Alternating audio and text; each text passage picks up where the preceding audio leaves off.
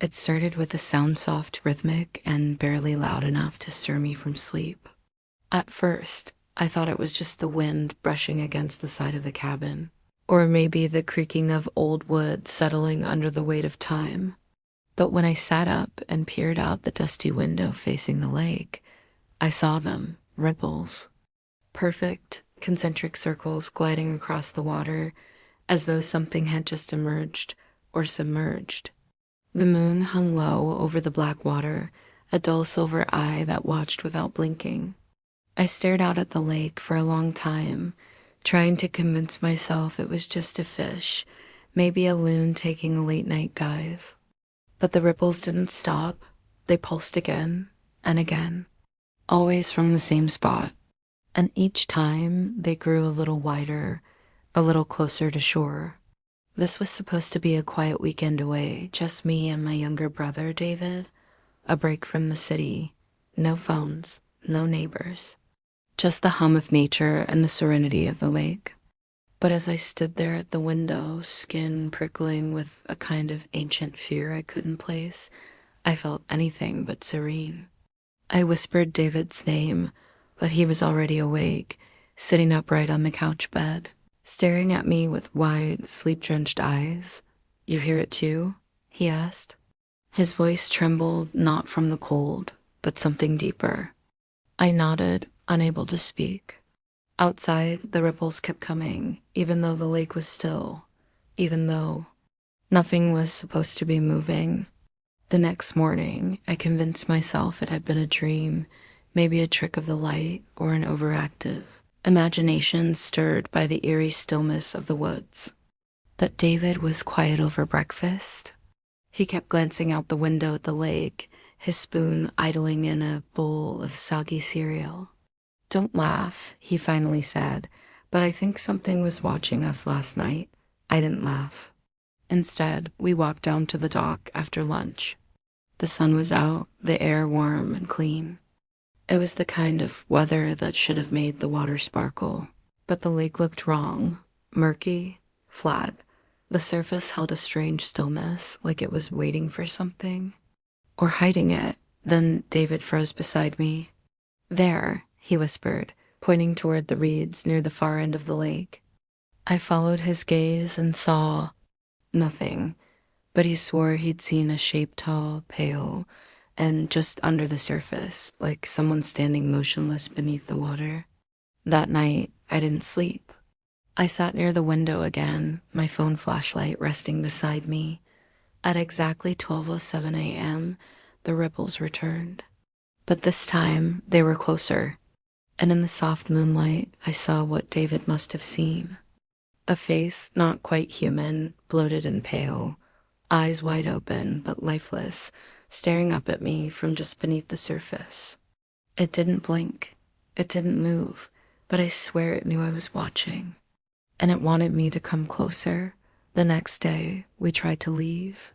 Bags packed, keys in hand, hearts pounding, but the car wouldn't start. Dead battery, no cell service, no signal.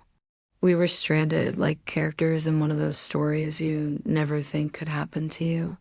David kept pacing, muttering that we should try hiking to the nearest ranger station. But something about the woods felt off. Too quiet, too watchful.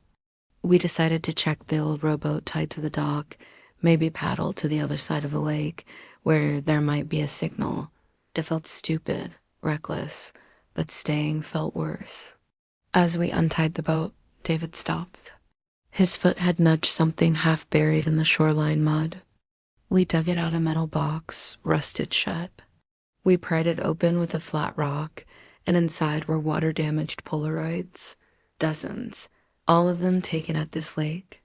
Some showed people swimming, smiling, others didn't. In the later photos, the faces looked blurred, stretched like something had grabbed them mid-shot. In the very last image, a man stood alone on the dock, face soaked, mouth open in a silent scream. Behind him, rising from the lake, was that same pale figure we'd seen. Its eyes were fixed on the camera, on us. We dropped the box and stepped back. That's when the smell hit like something rotting beneath the waterline. Bubbles rose from the center of the lake, and the rowboat began to drift, even though neither of us had touched it. Then David said something that made my blood run cold. I think it remembers. We didn't go back to the cabin, not after what we saw. We ran through the trees, down the path, blindly, until the woods swallowed the view of the lake. But even with the distance, I couldn't shake the feeling that something had peeled itself up from the depths and was now crawling after us. Not fast, not loud, just steady. Like it had waited years, decades even, and now it was finally coming home. By dusk, we'd found an old fire tower. Rusted, half collapsed, but it offered height and that felt safer. We climbed to the top and watched as the lake came back into view. That's when we saw the shape in the water, long, white, moving against the current, pushing toward our side. And then nothing. It vanished beneath the surface again. We stayed there through the night. I held a tire iron I'd grabbed from the cabin, while David clutched the Polaroids. Around 3:00, we heard footsteps at the base of the tower. Slow, dragging footsteps, and the unmistakable sound of water sloshing against mud, but we were in the middle of the forest. There was no water here. I pointed the flashlight down through the broken floorboards, and I swear to God I saw it. The thing. Its face bloated and pale like a drowned corpse, eyes too wide, lips split open in a grotesque smile.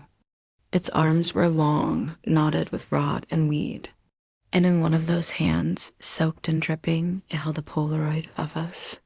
It hadn't just found us, it had been following us the entire time. At sunrise, the footsteps stopped. The woods were silent again. Hollow. I thought maybe we'd imagined it all, sleep-deprived and paranoid, but when we climbed down from the tower, muddy handprints stained the ladder. One of them smeared across David's discarded jacket. We didn't speak. We couldn't. We just walked straight back to the lake, like we were being pulled by some invisible thread. The surface was calm now, glassy, peaceful, but I didn't trust it, not after everything. Not after what we saw under the tower. We needed answers, or at least closure, and the only place left to look was beneath the surface. We found the rowboat still tied to the dock, rocking gently. David didn't want to go back out, but I did. I had to. I don't even know why. Maybe it was some terrible curiosity, or maybe the thing had already marked me. But I paddled out to the center, to the spot where the ripples always began. I dropped the anchor, and something caught.